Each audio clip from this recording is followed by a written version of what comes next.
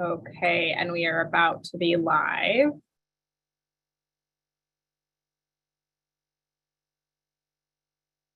And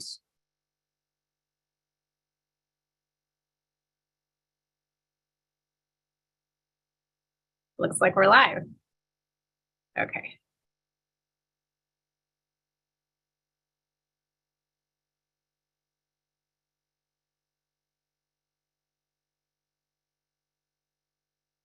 And it looks like the chat might be disabled for the participants.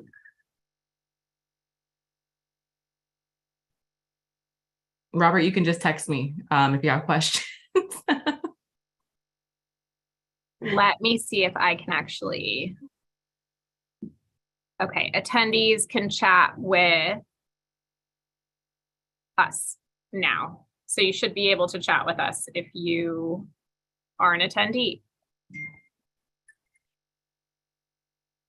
And we've got some Q&As and I've got Q&A. So you can do either one. Great, perfect. We can see both. Okay. Thank you for listening to our technical difficulties and our bad jokes. Part of what you'll hear about today is how we also are our own IT specialists. So we are navigating all of this in real time. But again, good afternoon, everyone. And thank you for spending your afternoon here with us as we close out Native American Heritage Month. As we know, every month is Native American Heritage Month because we don't stop being Native American. But this is the month when all of you have to listen to us talk about it and learn more, and we're okay with your questions. So today we're going to have a conversation with 4 of our outstanding Native Tribal Affairs leads in the Newsom administration and learn how they came to be on the paths they're on, what they've learned as they've navigated these spaces, any setbacks, and any successes they'd like to share. Each of these women, who you'll meet in a bit, has been on their own journey to get to where they are today. And we want to both celebrate their achievements and hopefully offer them some support and empathy as they continue to navigate spaces that are not always intuitive or friendly to Native people or women. My name is Christina Snyder. I'm Mihilikana and Makamo, and I'm a member of the Dry Creek Rancheria Band of Pomo Indians and the Tribal Affairs Secretary for Governor Gavin Newsom. Before we get started, I'd like to acknowledge that I'm joining you from the ancestral homelands of the Miwok peoples and Nishinan peoples, and I'm going to briefly walk through some of the logistics for today's session. First, we are recording this roundtable conversation, and it's available for public participation via Zoom and streaming on YouTube. The recording will be available at both the Office of Tribal Affairs website at tribalaffairs.ca.gov and the office's YouTube channel when it's ready. For those of you who are interested in following us, you can also find the Governor's Office of the Tribal Affairs on Facebook, Instagram, or Twitter. And I think each of these women also has different websites for their pages as well. And they can put that in the chat if they want. We're going to start today with a very brief overview of tribal relations in the state of California, just for those of you who are new to this space and want to kind of understand why we have all of these fabulous people working in this space. And then we'll have each of our panelists introduce themselves, talk a little bit about what they do, and then we'll do a bit of a round robin conversation. If you'd like to ask the panel any questions, please enter them in the Q&A portion of the Zoom application, and we'll endeavor to answer them if appropriate. You can also send us some chats as well, and we will do the same with those. So again, thank you for joining us, and I'm going to give you all a brief overview of California's tribal affairs work and how this panel fits within that lens before we have each of our panelists introduce themselves. So I will be very brief because I don't want to hold up our conversation. But the reason all of these these outstanding women who we don't know what their age is or anything are in these spaces is that at the state of California, we have an obligation to consult with California tribes.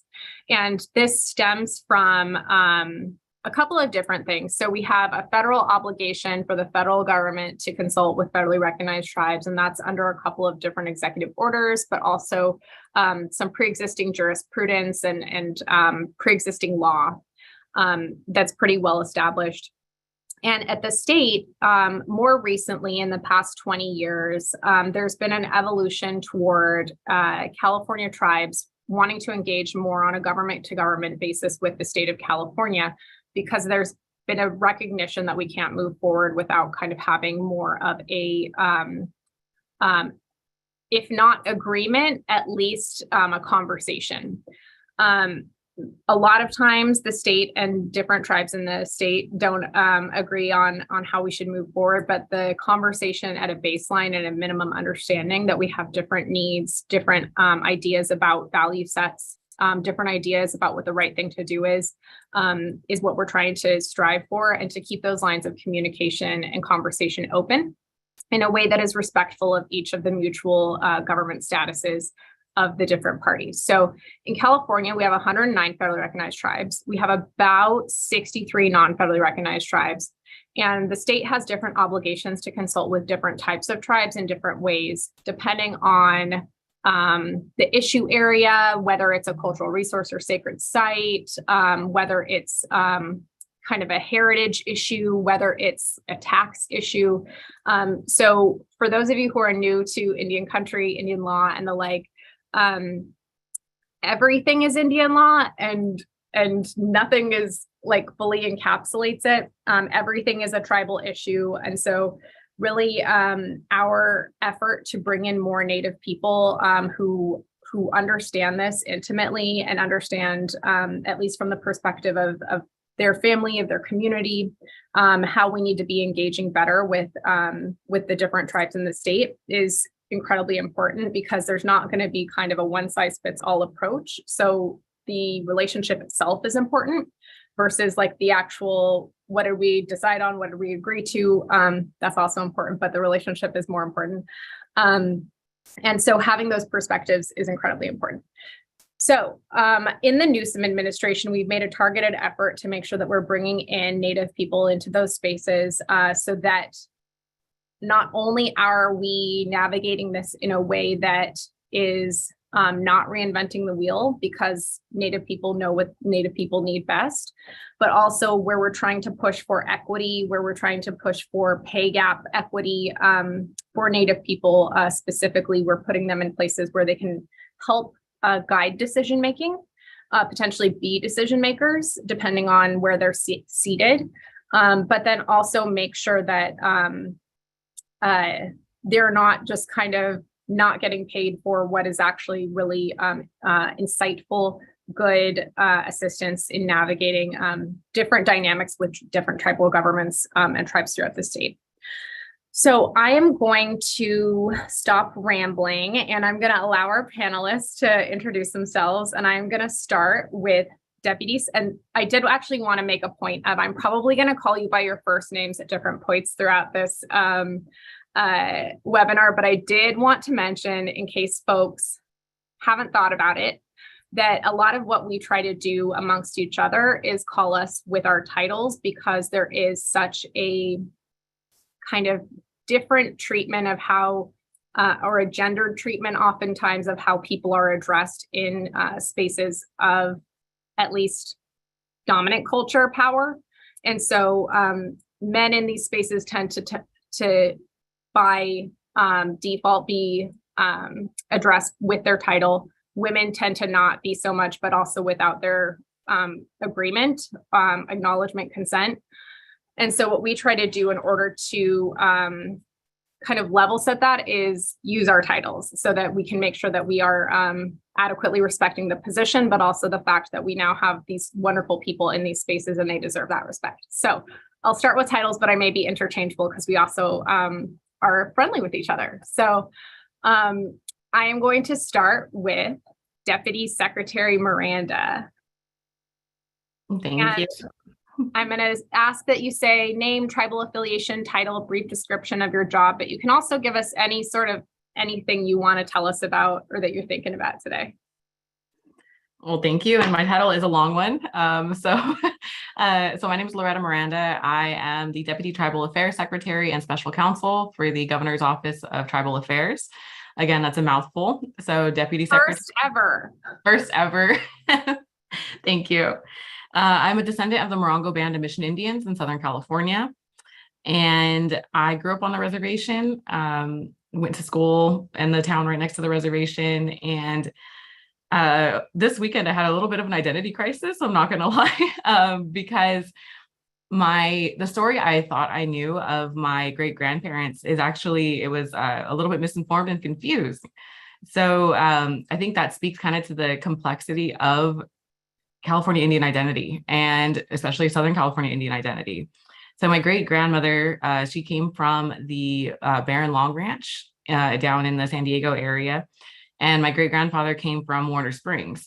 So I am Cupeño and most likely Digueño. I have not, so we do have an oral history that is recorded and some documents. And so one family member, one of my aunties, has it. And so I'm going to dive deeper into that once she recovers it from storage. But so I, first and foremost, so I identify as a descendant of the Morongo Band of Mission Indians. And I've been with the administration for about 2 years now. And yeah, I'll pass it over to. I'm going to jump in because that's awesome. And now we need to update your little parentheses too. I know. I thought about that. I was like, I've been putting Serrano on everything. And I mean, there's a chance I still am Serrano, but it's looking like Digueño and Cupeño. So we'll have to update some of my parentheticals on all the things we identify myself on. And just to add a footnote to this, because this is a learning moment for folks from outside the community too. This is a really good point about how Native identity is kind of constantly evolving and changing, and your personal identity and how you identify, especially with the fact that a lot of our history was destroyed. A lot of people went into hiding. A lot of people had to do more assimilationist practices, has definitely evolved a lot. And so it's not, well, I'll give you an example. We had a member of our Truth and Healing Council who's in her 80s who just discovered a book on her grandma about, a couple months ago. And so there's things that we're constantly rebuilding as Native people. So just wanted to put that out there because there's not really, it's fluid. There's not a way to be, and I'm going to pass it to Assistant Secretary Thompson. Well, thank you, Secretary Snyder. See you, everyone. My name is Geneva Evie Thompson, and as Secretary Snyder said, I'm Assistant Secretary for Tribal Affairs at the California Natural Resources Agency. Yes, the first ever. Very honored to be the first ever to serve in this role. My pronouns are she, her, and I'm the citizen of the Cherokee Nation. And I guess just a little bit about my role here at the agency. Work really closely with the executive level here at the California Natural Resources Agency on our tribal affairs work. And so that, touches almost everything that we do here at the agency. And I've been really enjoying the role and getting to learn a lot about our natural resources management, as well as being able to work collaboratively with a lot of my colleagues, as well as all of our departments underneath the agency umbrella. And so we have 26 different departments, conservancies, commissions that are underneath the agency umbrella, and each of them have their own tribal liaison and their tribal affairs work. And so second part of my role is to coordinate and collaborate with all of those folks and their departments and their tribal affairs programs to ensure that we are meaningfully consulting with California Native American tribes. We are finding ways to collaborate and partner with tribes in all of our work and identify tribal priorities, and hopefully, when we can, fund those priorities. And so it's been a great time here at the agency, and really working closely with everyone on this fun portfolio. Awesome, thank you. And it sounds like it's super easy, and we're not going to hear about any challenges today. Super easy. I'll turn it to Director Weldon. Thank you. Ayakui Nekna Stephanie Weldon. I'm calling in today from the homelands of the Wiyot and Yurok people. I'm right on the border, so happy to be here. I'm really glad that you put this together in order for us to share our experiences, because I'm really hoping more folks will want to do state service work and to do this work together and to join the wonderful work and challenging work that we get to do.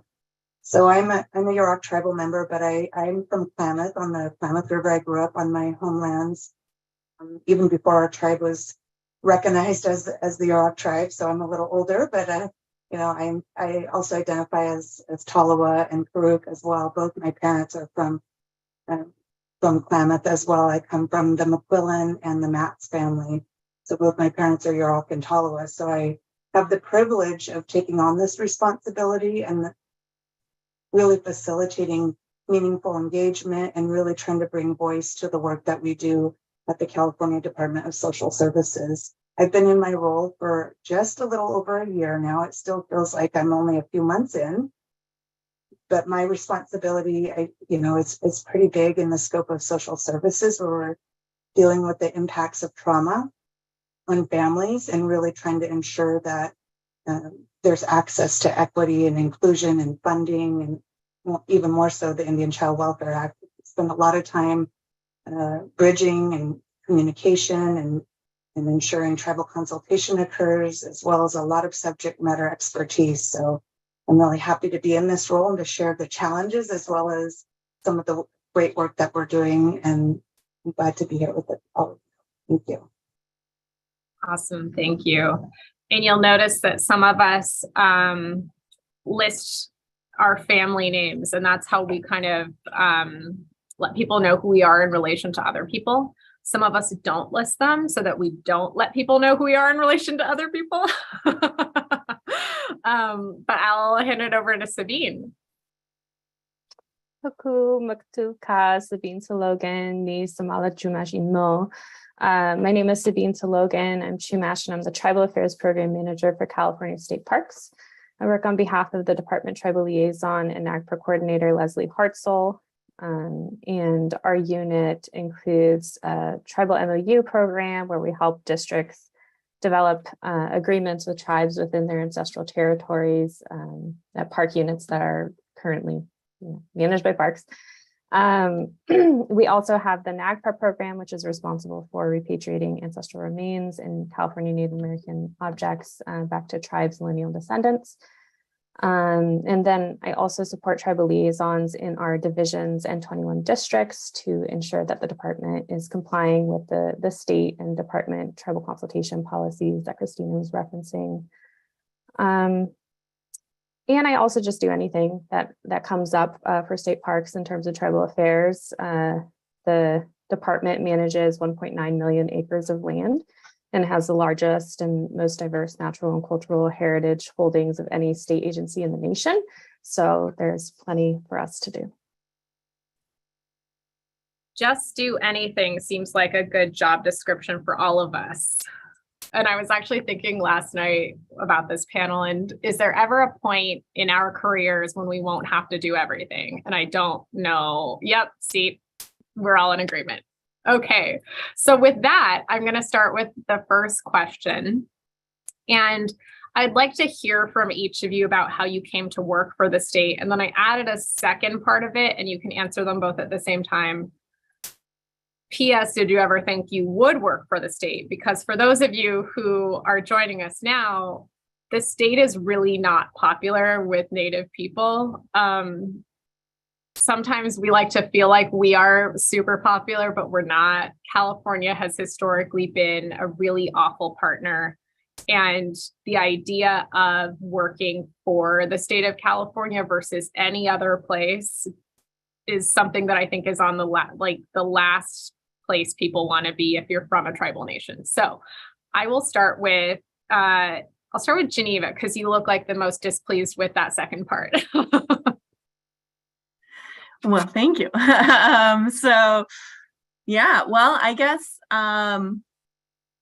so a couple of my previous roles before joining as the Assistant Secretary for Tribal Affairs, I did a lot of legal work for Native communities and then also for the Yurok tribe around environmental laws, cultural resource protection laws, did a little bit of Indian Child Welfare Act work, as well as kind of, whatever the tribal government or whatever the Native-led nonprofit needed. And that's something that just what you hinted at, Christina, is like we kind of do everything. What needs to be done, and let's roll up our sleeves and get the work done. And really enjoyed those roles and representing folks either in formal legal forums, whether it's tribal court, state court, federal court, and also in those informal spaces. And, maybe I was staffing tribal council in a government-to-government consultation or in a contracts negotiation or any of those kind of informal spaces as well. And I think my experience in both the very formal as well as the informal, it seemed pretty clear that relationships and people is what got projects done or got us from, point A to point Z. And you need folks on all sides of the table or all sides of the issue that get tribes, that get federal Indian law, that get these deep issues that are extremely important if to be able to move anything forward, right? And so seeing that and experiencing that and being, representing a tribe or the Native-led nonprofit and being like, man, if the folks on the state side or the federal side or the nonprofit or whoever we were talking to just got some of the fundamentals of what does it mean to be a Native person? What does it mean to be a tribe? Why are cultural resources important? We could move our policy goals forward much quicker. And so I think that was something that I saw and thought about. And when I heard that this position was open for assistant secretary at the Natural Resources Agency, it's like, well, maybe I could serve that role. Maybe I can bring some of those experiences to the state side and ensure that there's, some kind of institutional basis here at the agency. So when we are working with tribes and wanting to build those collaborative partnerships, the state's not starting from, square -1, right? Like we have some kind of institutional basis in there for those collaborative projects. And so that's why I thought I would, join the agency and help in that work. Can I ask, would you have liked to work with you on the outside now that you're on the inside? Oh man, that's a interesting question. I think yes and no. I don't know. It depends. It depends on the issue. I know with Stephanie and I work closely together, and so I don't know. But you are a fierce advocate, is all I'm saying. Yes, yes. You're working with.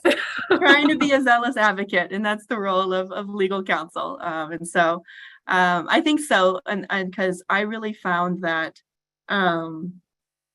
if you can avoid litigation, you're going to be in a better spot. And so something that I always tried to do and still try to do is find collaborative problem solving to work through difficult and sticky situations in the hopes that we can get to an end result that feels good for all the parties.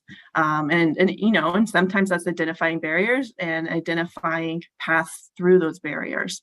And so that's something I always tried to bring to the table is let's collaboratively problem solve instead of getting adversarial and everyone backing into their corners. So that's what I tried to do in my previous roles, and that's what I try to do in this role. Awesome. Thank you. I'm going to turn to Stephanie. And I think my question about the state is different because you worked for the county, which in ICWA is even worse than the state. So how did you get here? And then did you ever think you'd work for the state?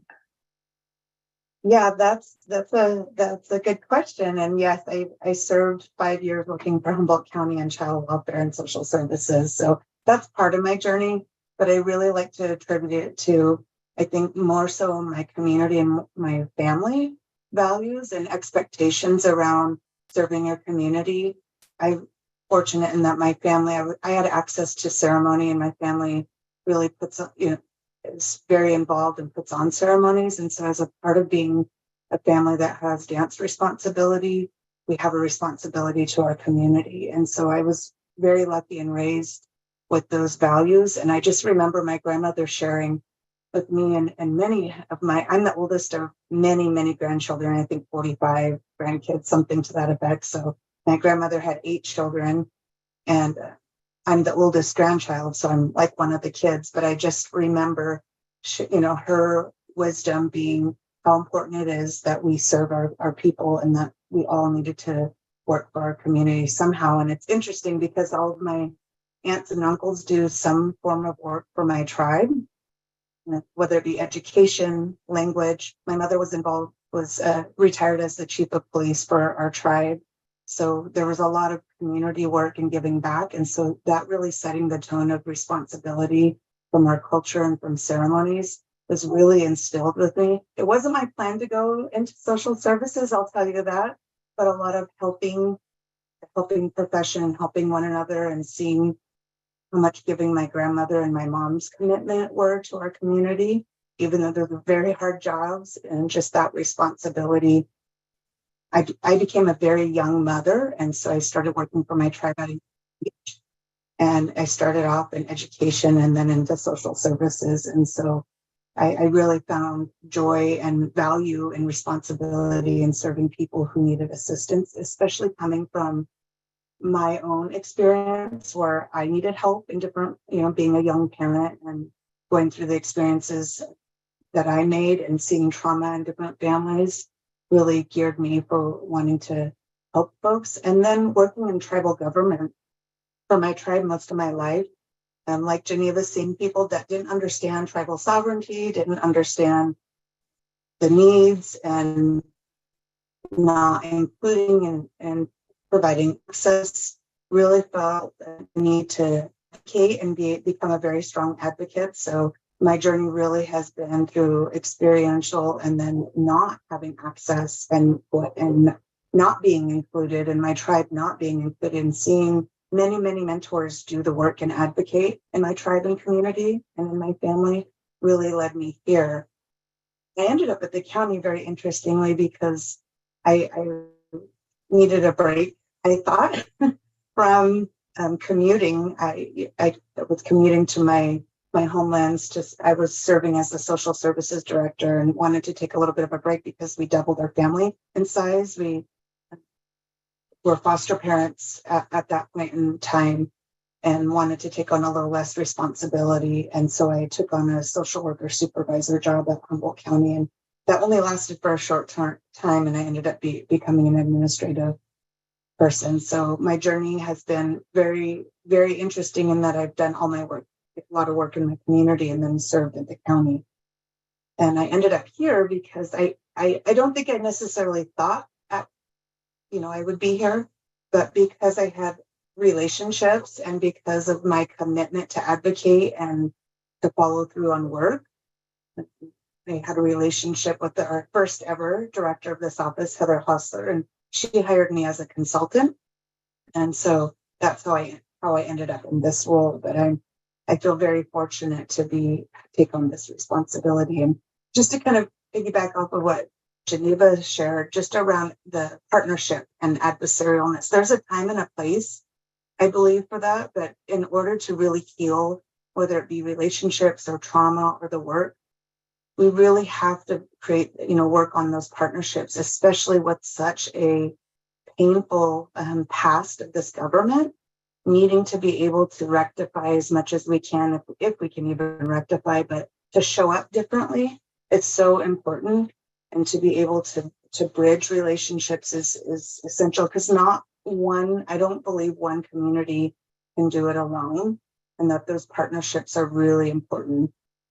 And like I said, there's a time and a place for that fighting and that advocacy, but relationship is really important. Awesome. Thank you. And I think too, the idea that those relationships need to outlast politics and other dynamics. For those of you who are joining us, there's some tribes that have like 2-year terms. There's some tribes that have 4-year terms. There's some tribes that are fairly stable and others that aren't. Same thing on our side. We have different administrations. We have term limits. We have different, legislature, and different kind of tones we set. And we have turnover, right? COVID, we saw a ton of turnover. I think everybody saw it everywhere.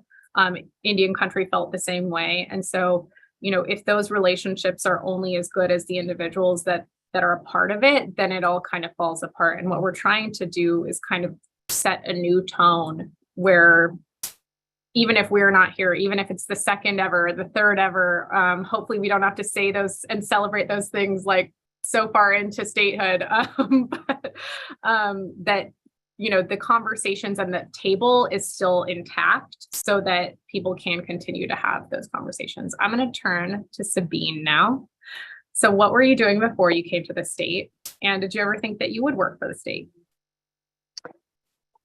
So I always knew that I was going to do something for Native people, Native communities. You know, I started college and I wanted to like go to medical school and become the doctor that I thought I needed growing up or whatever.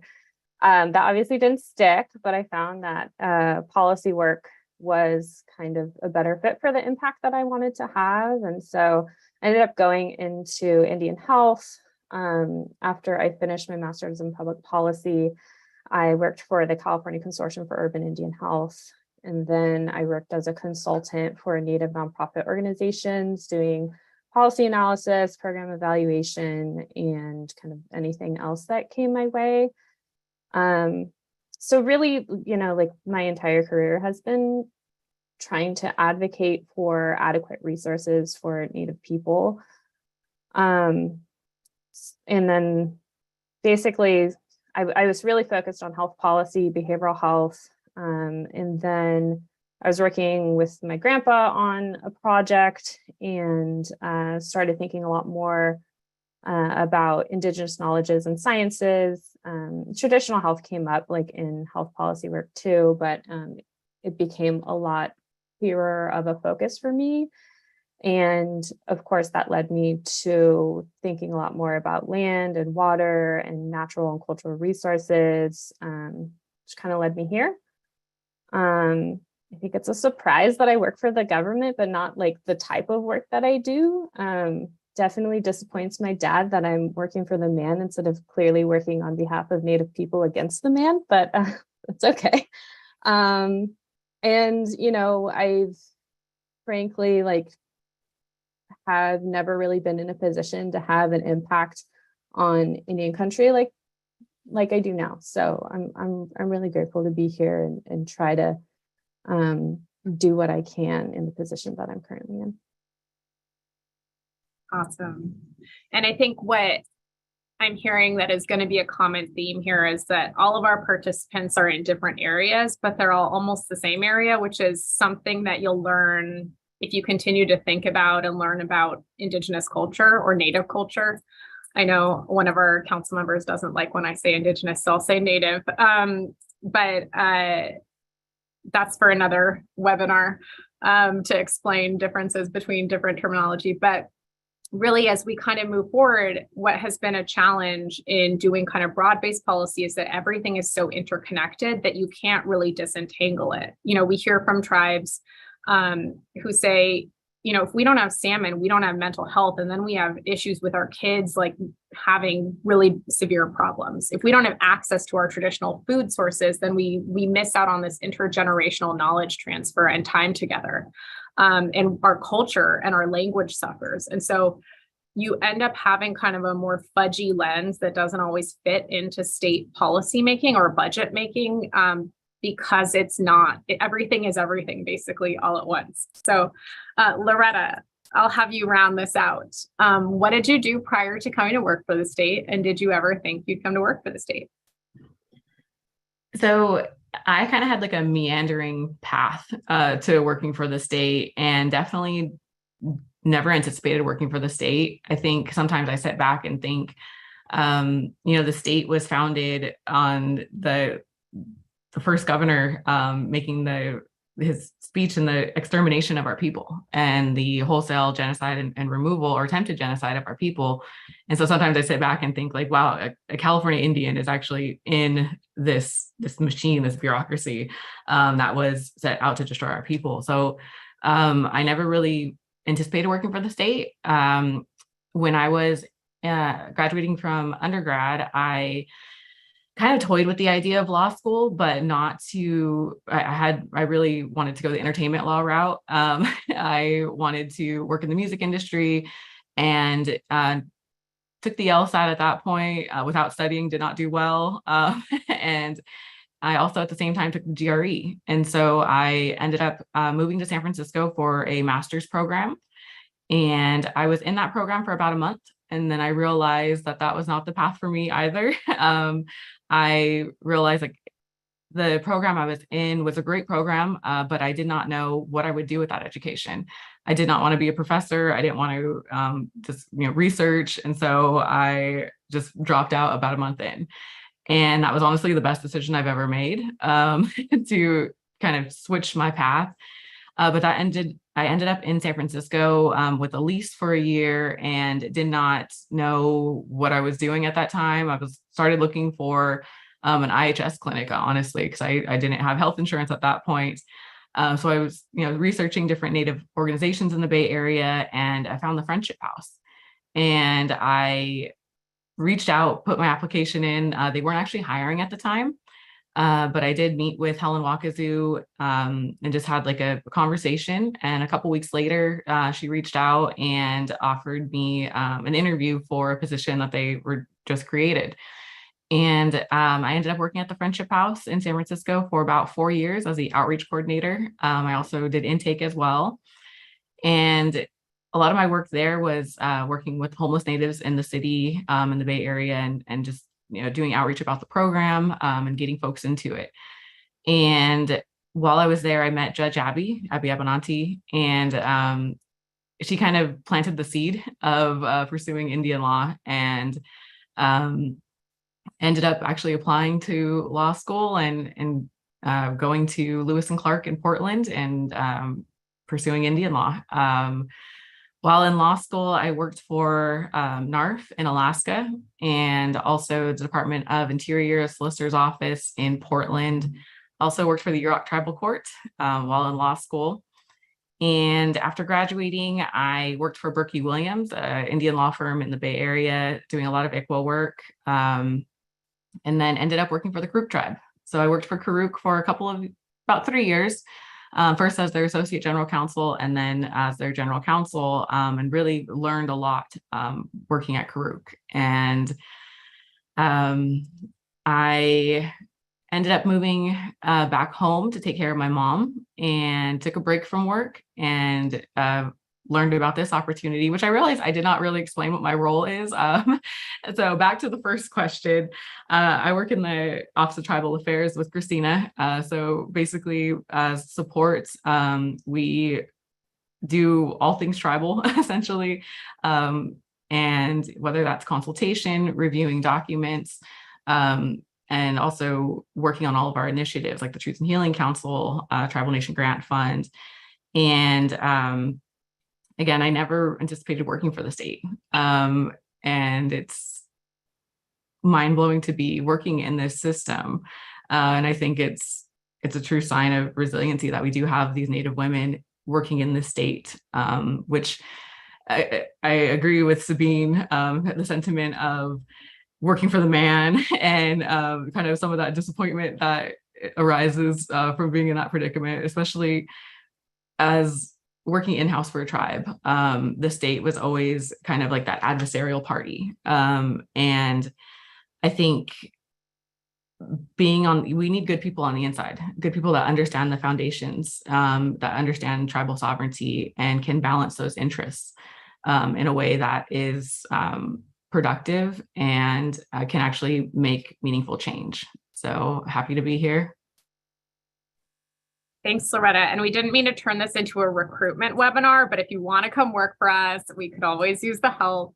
But yeah, really, really interesting. All of you came from different spaces, and it sounds like too that I'll just jump in a little bit. Like, I think too, we have this lens of the arc of history where now I sound like another governor, but we won't talk about him because he's not the current governor. But we had this major political event happen at the federal level, which I think is an option for a lot of Native people wanting to work and do good stuff for their communities.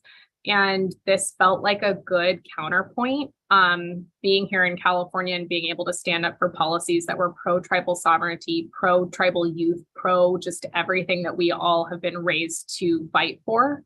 And so I think a lot of the women here today are probably here because we couldn't just sit and let things happen to Native communities. And now we're stuck in it and doing hopefully good work. Let me ask, and we'll get to some of the questions too, because I think some of them are good. I think there's probably a common mentor for a lot of you because I've heard it a little bit, but have you benefited from any mentorship during your time working in tribal affairs or otherwise? And I will start with Sabine. And you can also say no, because there is some toxic stuff in, in Indian country, but you don't have to say that. Yeah, so I think generally in my career life, Native women are the people who primarily look out for me. Nikki Sandoval was the first PhD from my tribe. I had an internship with her in our education department at San Ynez after my first year of college. She taught me professionalism. She taught me that you can do important work and, center your heart and, keep your spirit in balance. And that really stays with me. Just another shout out since you asked, Esther Lucero, who's Dene and the CEO of Seattle Indian Health Board, had a huge impact on my life, really empowered my passion for policy work and to go to grad school and to you just chart my own path, for the love of Native people. So, and it's cool to also I think maybe not mentorships, but I think that I've also had a lot of good friendships kind of build over the time that I've been working for the state, and that's really important to my well-being to get through the day, the week, the month, the year. So I appreciate that too. And you don't have to only have two. You can just keep listing folks if you want. I kind of joke about bringing in more Native appointees just so that I have people to have Native humor with sometimes. How about you, Stephanie? Yeah, definitely. Of course, the women in my family, I have a lot of aunties, and my mother, of course, key mentors for me around work ethic and, helping one another, as I shared before. In addition to them, they're definitely ceremonial people and people that saw some kind of value in me at a young age, where it was pretty feisty, I have to say. I probably still am, but who saw my feistiness and helped me kind of steer it in a different way, or learn how to use my feistiness, as I would say, in a way that was more advocacy based or professional, or how to slow down a little bit more. And there were a good handful, of course, or two handfuls of folks who really made a pretty significant impact, or at least I would say believed in me, and maybe they probably wanted to strangle me at times, or probably grew frustrated with me, but of course dance people and ceremonial people in my community. And then some folks who I worked with, Liz Lara O'Rourke, saw a lot of things in me, and she was one of my first real supervisors. I always say my first real job working it was at an Indian health clinic as well as in health education. She really taught me a lot and saw a lot in me and was patient with me. And then, of course, I had Carol Lewis, or people in my tribe or community who were my supervisors and saw value and again, were patient with me and had to have direct conversations with me as well. But people who would pick me up or just share with me or would model things, whether they meant to be mentors to me or not, that ended up doing that and were very invaluable to my, professional growth. And of course, a shout out to my uncle, Jim McClung. He was the first one who graduated from college in our family, and he's been, a huge advocate in our community for education. And so having him to model and be the first one in our family to graduate from college was a pretty big deal for me. And then there were a couple of other tribal leaders who, when I decided to leave the tribe, a lot of people didn't believe me I was going to I decided to quit and leave my position and cash out my retirement and move and go to school as a single parent with 2 kids. Toting 2 kids around, and folks really didn't believe me because I had various different jobs at the tribe, and a couple of folks knew I was serious and really encouraged me along the way when I packed up and moved to finish my education.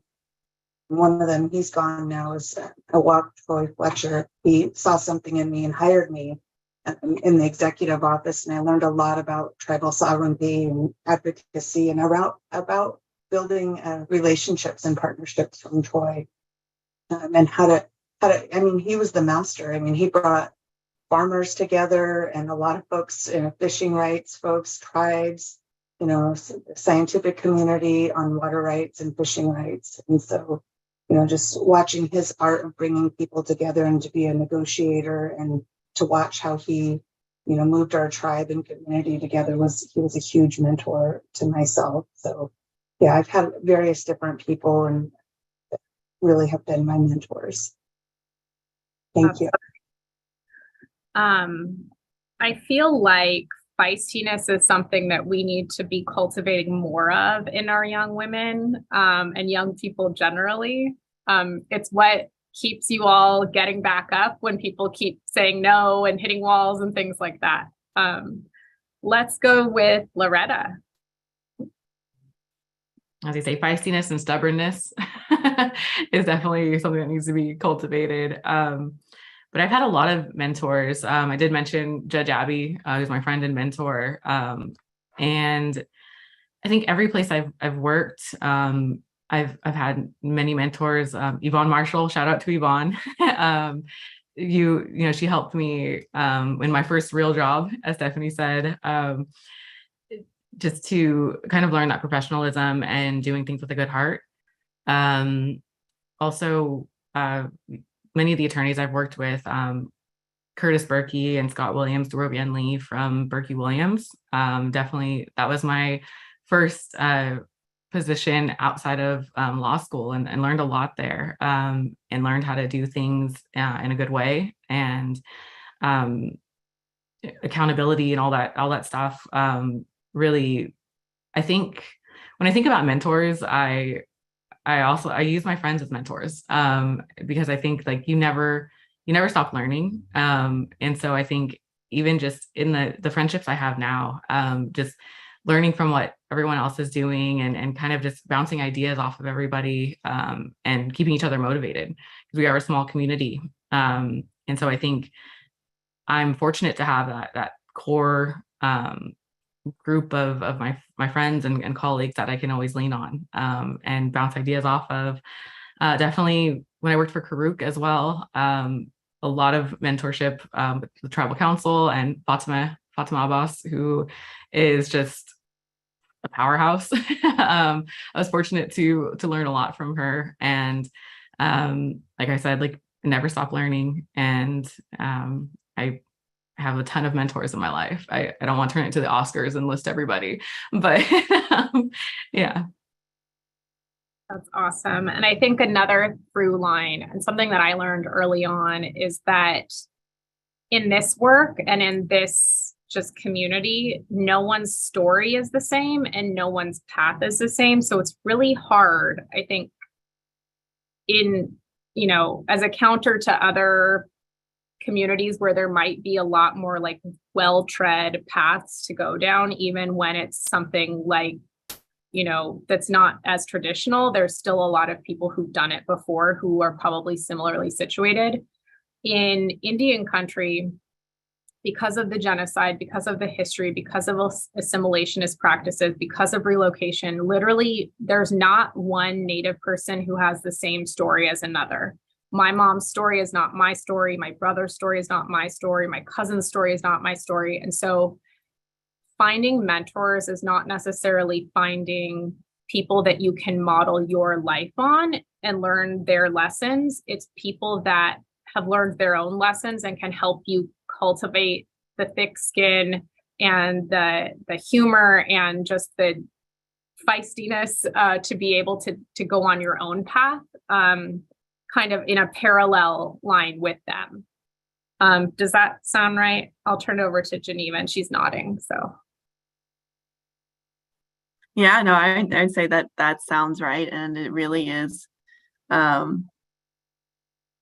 think you're hit on the point of like the importance of community and the importance of intergenerational knowledge sharing, which I know I've benefited from, and what's helped me get here. And that's not just within, your family, but the broader community as well.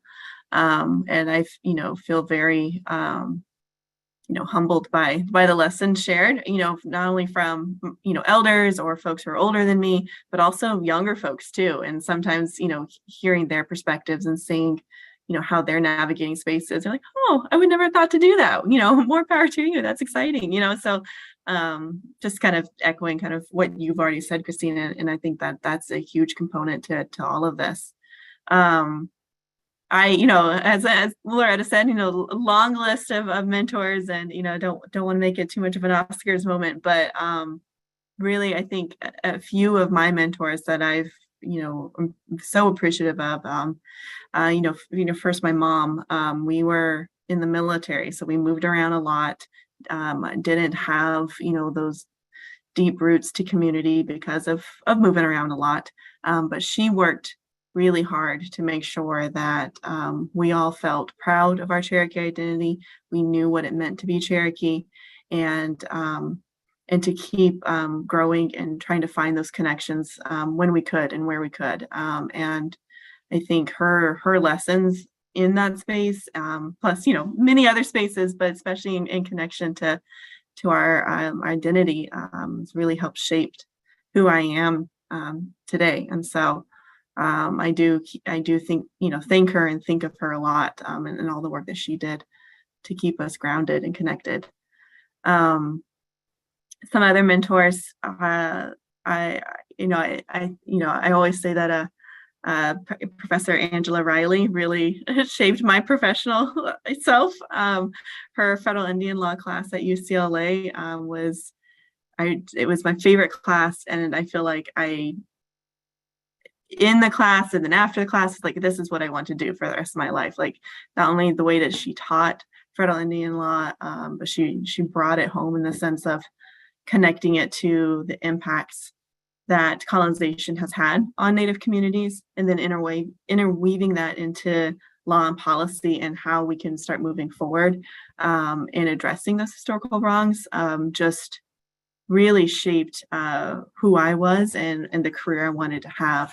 And she was a wonderful mentor in thinking about, job placements or how to build a career and how to, be the professional that I wanted to be. And so she did a lot of amazing mentorship for me at law school and even post law school.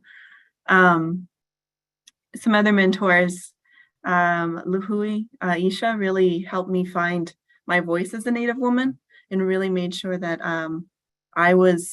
I felt comfortable taking the space or, expressing myself as who I am, and really did a lot of, she's just a wonderful person to really connect with and really helped me find my voice as a young professional working in this space.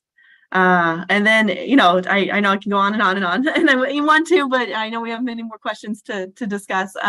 But just wanted to echo also the importance of friendship, and that it's necessary to connect with people, see how they're experiencing life or situations, and learning from them, and seeing how that fits with your life. And I'm so thankful for all of my friends who let me pick their brains all the time. So.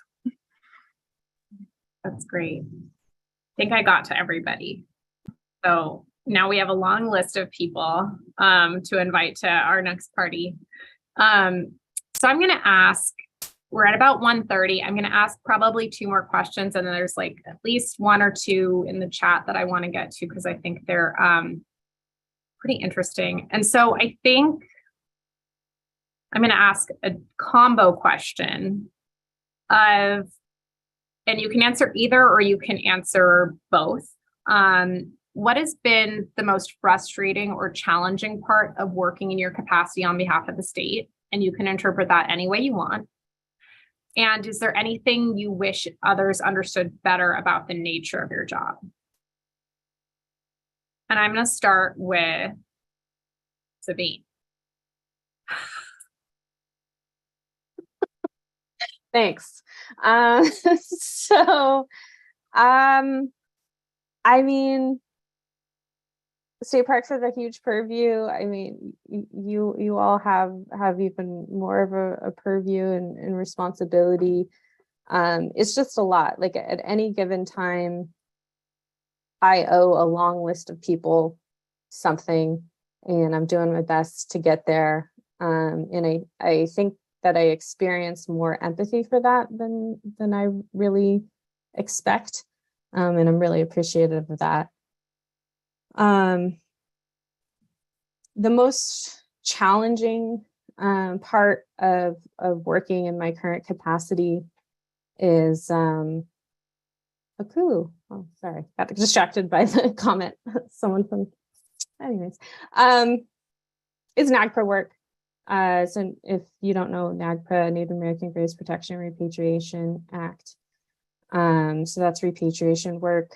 I think someone had mentioned earlier, instead of, approaching the work from like -1, I think that the NAGPRA work is really like approaching the work from like -1,000. Like things are in really bad shape, and it's really difficult to move through each one of those elements to get ancestors home. And it's worse than I thought. Like it's worse than I thought it was going to be. Like I knew that was going to be the most difficult part of my job. It was the reason why I, considered not going for this job. It's because I knew that was going to be a lot of responsibility. But the decades of, bad record keeping, and that's a really in some ways, gross way to distill it. It's really challenging work, and I guess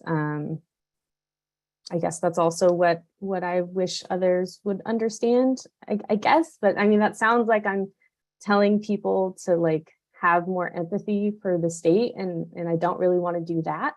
But I guess, there's a lot of people trying really hard. There's Native and non-Native people, there's people who like aren't on my tribal affairs team, trying really hard to make this work and to right these like really awful wrong things. And I don't say that to defend the state. I say that so that we can, approach conversations in a thoughtful and meaningful way. Thanks, Sabine. And I think you've also touched on the idea too that a lot of stuff that needs to get done is super challenging and super hard, and there's not a lot of people stepping up and doing the work. There's a lot of people that can sometimes say what's wrong with the work or what needs to be better, but there's a lot of people who are doing the work because they want to do the right thing on both sides, not just the state, just also the feds, also the tribes, and everybody's trying to get to a different, or either the same or a different outcome, which that's a problem too. But I think even your first opening part of like, if you don't know NAGPRA, everybody on here needs to know NAGPRA. And that is how we start getting to the point where it's not -1,000. The entire country should know what NAGPRA is. They should know what CalNAGPRA is and why it is, and should humanize Native people so that we can get Native people home, rather than view Native people, things that they were buried with intentionality and with ceremony, as specimens for their benefit or for the benefit of some larger intellectual conversation. So I think that's kind of like at the baseline. Sabine's job would be easier, I think, if everybody knew more about NAGPRA and where we're trying to get together. I'll turn to Loretta now. And you can complain about anything. I will not, there will be no repercussions here. There will be a YouTube recording, but A trick question. I think the most frustrating part about working for the state is kind of, it's hard to balance the interests. And I think the good people that are doing things on the inside with the good heart and trying to make things move. And it's, again, I feel like Sabine, like, I don't want to ask for empathy for the state. But I think just having people understand that there's good people in here trying to do the right thing and working in this machine that was never built or contemplated to have people like us in here. And so I think, I guess it is asking for a little bit of empathy for the good people on the inside that are trying to do the good work. And of course, you know, it is frustrating working for the state, and we're a small but mighty team. And not having some of the resources that would be kind of expected or from the outside, those things are kind of assumed to have. I think as we started this webinar, you realized that Christina was running it. We don't have an IT team for our office in particular. We don't have that support. We run our social media, we edit our own videos, create our own outreach flyers and materials. So I think it doesn't just happen out of thin air, that we are working and doing everything.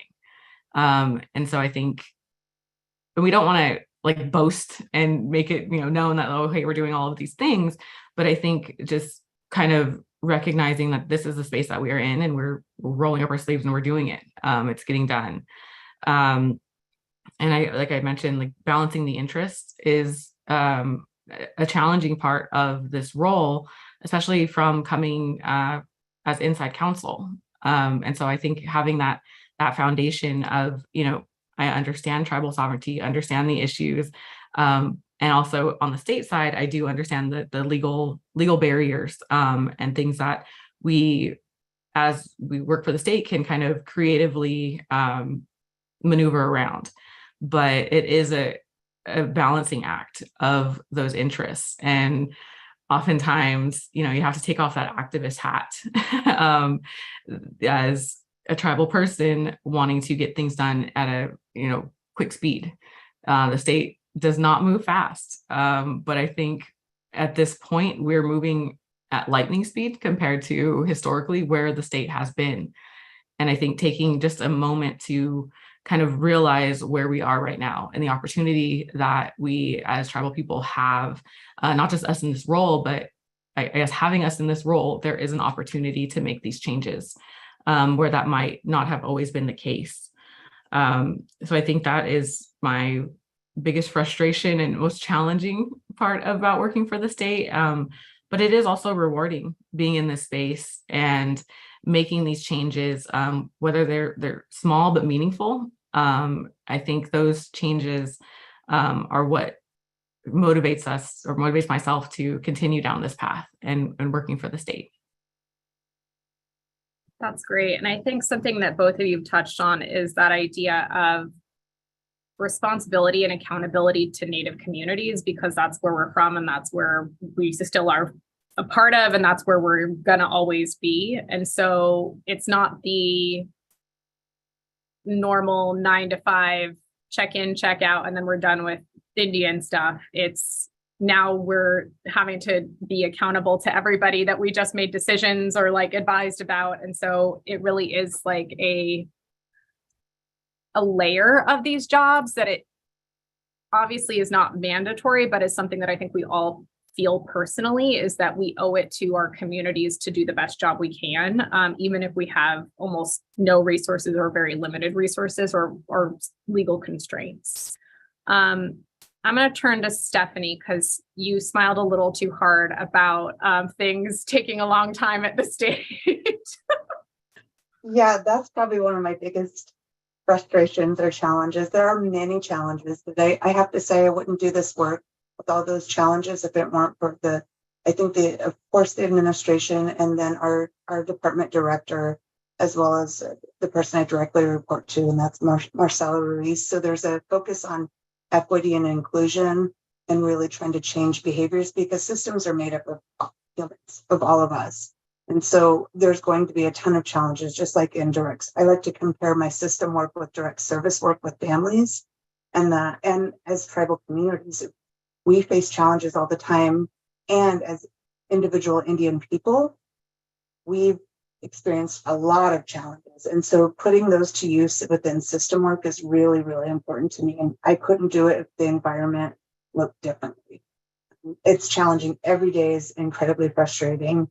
And the ignorance and the lack of understanding federal policy and that unique trust relationship, and why tribes, why this, why are we doing these special things for tribes? Why do we have to consult? All those things. Why do we have to engage differently? I wouldn't be able to do it if I didn't work in a supportive environment. And the team, I always have to acknowledge, I'm fortunate in that there are 7 others besides myself within our office. And so that shows the commitment of our department to really further this work within the Department of Social Services. But back to challenges. So the slowness of implementing programs or human behavior change is incredibly frustrating, or even hiring takes a long amount of time, as well as not knowing where I think the parameters are.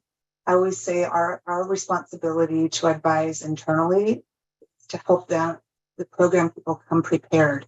And that means showing up honest and being upfront with tribes about where the lines of the road are at, the parameters. And if I don't know where those are, it's really difficult for me to help translate or to bridge communication. And so I think that's part of me being new as well, not knowing the process yet, or learning process, or there not being a process. So that can be frustrating as well. I think the biggest day-to-day on our shoulders, whether we're here or not, as you spoke about, Christina, because we have a bigger responsibility to our community and to future generations, is that balance piece, the balance around moving things forward and that responsibility, and getting people internally to understand the sense of urgency. Yes, we should have been doing this 40 years ago. And it's not just an extra thing. It's something that should be woven. Inclusion of tribes and tribal relationships and accountability should be throughout all of our programs. And we should be doing that every day, not just when a tribe is present. So that can be really challenging in helping people from the dominant culture understand how their behaviors impact in a negative way, their current behaviors, how they're, cause exclusion or harm even, or continued mistrust. It's those continued subtleties of systemic racism or human behavior. I'm just going to be really raw about it, because that's what we deal with day to day. And I'm sure, I know all of you do too, the more of the covert behaviors. And I think Lena was kind of getting to some of in her question in the Q&A around the advisement, or what would we advise? And part of that is everyone needs to learn history. If you're in California, you should know Native history. And that's that foundational 101. You should know at least what NAGPRA is. You should know about when we became citizens. You should know about political status. And you should have a minimal understanding of what the Indian Child Welfare Act. I'm sure there's plenty of other things, but just those basics. And then you should know what the priorities are, or determine priorities in partnership with tribes around the data of what program. There's a lot of folks who don't know that our history. Hopefully that will change in the next generation because of some changes that have been made. But even more so, just around how their privilege impacts the relationship, and how their position as state employees or state and public servants, how they're showing up and engaging the tribes, their intentions versus their impact. I always like to say, that there's a lot of human behavior, again, that continues to minimize tribal voice, tribal interests, and people are very complacent when you get into state service. What I've noticed, that sense of urgency that we have changing our communities, there are a lot of good folks who want to do good work, but there's such a complacent and that lack of sense of urgency that folks have because they don't know the history, or because they've not had to experience things the way that we have as Indigenous people. Thank you. I think the list goes much longer than everything that everyone's already said. And then no, Geneva is next, but I just want to ask, because you kind of touched on it. How many of you have invented entirely new things to work within state structures? You can just raise your hand. Great, all of us. Okay, so that's something that has been interesting too, working in the state, is that even in the smaller organizations I've worked at, we were always doing innovative stuff, but we could look to other models. In tribal affairs work within the state, because it's been so neglected and even worked against, a lot of what we do is completely original, like intellectual property and material. And so like a lot of us are just inventing things and seeing what might work, with that goal of, you know, having better relationships, having long-term institutional memory of how we do things in a good way. Another thing, and I'm not going to get into this too much, but I just want to see how many of you have been tasked to be the native voice for DEI efforts. I turned it down, so I tried to. Some of us tried and then we're voluntold.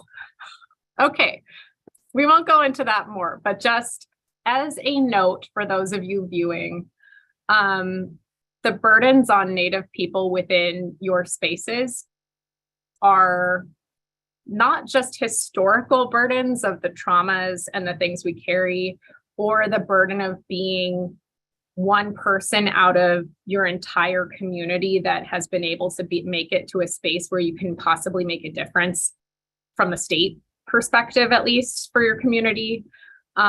It's also the burden of then, which I think we'll get to one of the chat questions from Alex, is, you know, the burdens that are placed on you as being the only Native within your space, and having people demand that you be that voice, or that you shepherd that voice in a way that's on their terms and on their timelines, which doesn't always mesh with Native timelines or the timelines that we would need to be able to have respectful engagement. So with that, Geneva, biggest frustrations and anything you wish others understood better about your job? Sure.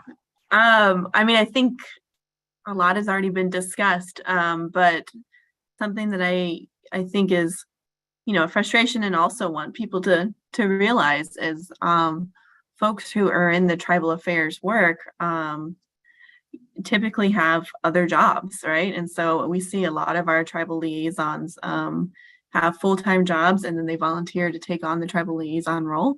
And because of that, you know, have a huge demand on their time, and something has to give, right? Because we only have so many hours in the day, and it's hard to balance.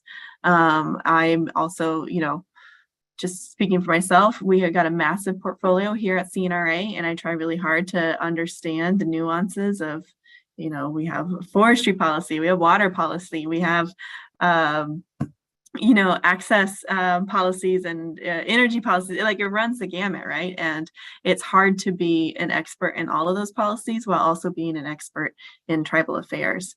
And so that is, I think, a challenge that I'm facing, is wanting to share resources, wanting to be a source of information for tribal leaders and tribal communities, but also having to grapple with a wide diversity of policy objectives. And so I feel very lucky that I have colleagues who are brilliant and are very generous with their time and their resources, and can rely on them.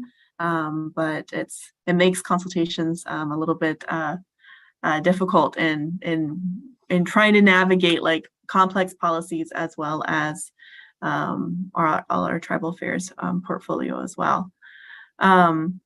I think something else that it would be great for folks to just realize, and I know Loretta hit on this a little bit, is that there are legal barriers in place, and you know, sometimes there isn't a golden fix to a problem, that we can't just, you know, snap our fingers or write a document and then it's all fixed. I wish there was, you know, those opportunities, but sometimes there are barriers in place that we have to really do some creative problem solving around, and doing a deeper dive around those barriers, and then seeing where there can be solutions to fix them.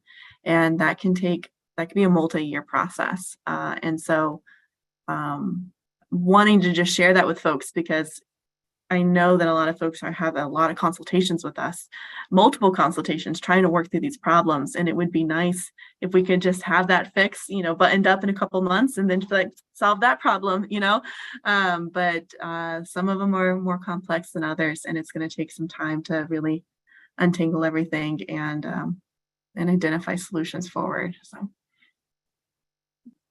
Thank you, Geneva. But I think what I'm hearing is everybody here is actually committed to trying to find those solutions. It just may take more time, and it may just be more challenging than, kind of snapping your fingers and doing something.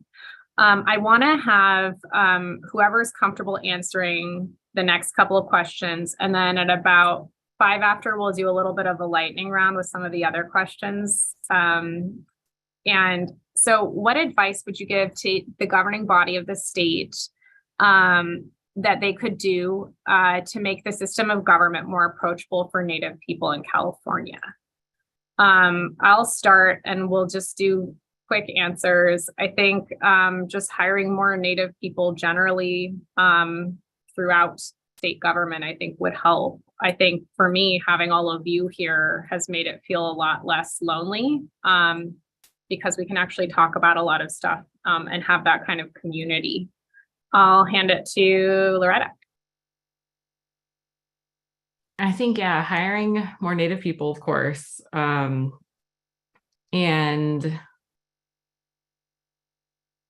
I think hiring more Native people, and then it's hard. Again, this isn't like a snap your fingers and things happen, but I think there needs to be a fundamental change on the way that tribal affairs work is viewed. That this is not just an asterisk or an add-on to say and tribes, and that's not tribal affairs. The thought process, including tribes, needs to be thoughtful and done like a well-intentioned thing. It's not just an afterthought. So I think if we hire more Natives, that we can make changes from the inside of this institution on how this work in general is viewed. And that Native people don't always have to do the Native stuff. Exactly. We already we're stretched in our capacity because of our just obligations in general. But if Native people aren't doing the Native stuff, then you need to uplift them doing the Native stuff. Exactly. I think you're taking the words from me. But yeah, it's just this burden that's on Native people. Just mentioning within our office and inventing new things. Christina did an entire brown bag luncheon for the governor's office just to learn those fundamental historical, Native issues. And I think those little things that we are doing that are outside of our job description are really what is going to make these changes. But hire more Natives is, I think, the biggest takeaway, and don't overburden them so much. Being the only Indian in the room. I think we are here because we have this strong commitment to our community. And we've gotten into these spaces, but it is overwhelming to be that only Native voice in the room, and burnout is real. Would anyone else like to weigh in on that one? Sure. I think that whole tokenism is what I heard a little bit of, being careful not to tokenize those of us that are here, and it can easily happen. I think the way to get to that is by operationalizing, whether it be consultation or engagement. So a tribal engagement strategy is what my previous director worked on with the team in creating, and we've taken that a little further. After learning the history, how do you engage with tribes? So teaching them how to fish versus fishing for them, so we can have more allies doing the work.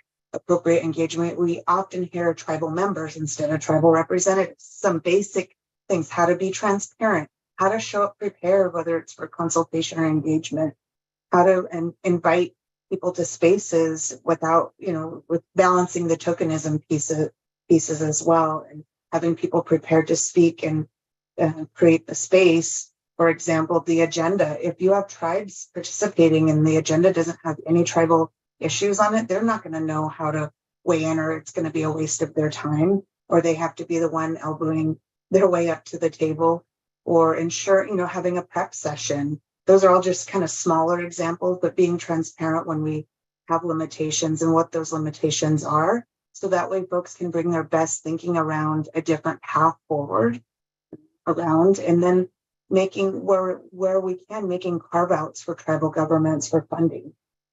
That's another opportunity to put action into operationalizing. Those are just a few of those strategies, but teaching people how to engage differently so they can be appropriate when they're engaging and be meaningful.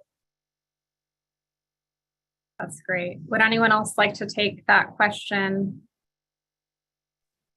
Just to add on, I think the brown bag sessions, Christina, that you led were a great example of ensuring that everyone here at the state has that tribal affairs 101, right? Knows the history, knows that California Native American tribes exist, understands the complexities of the communities. And so they can then have that background and insight and ensure that our tribal affairs priorities are integrated throughout everything that we're doing here in the state. And so I think that kind of cultural competency and that type of education and learning for everyone. And so when Sabine walks into the office, walks in and says, I'm doing NAGPRA work, everyone's like, what's NAGPRA? Like there's already that kind of baseline already set. And so it would make all of our jobs easier as we try to implement our policies or tribes priorities across the state. And Sabine? I was just going to say that there's a tribal affairs aspect to literally everyone's job. We're all on California Indian land and benefiting from California Indian resources. And so I would end on that, but I'm not going to. What we'll do right now is a lightning round. In a sentence or less, if you could be remembered for one thing in your current job, what would you want that to be? And you can interpret that any way you want. And we'll start with Sabine. I feel picked on. A sentence.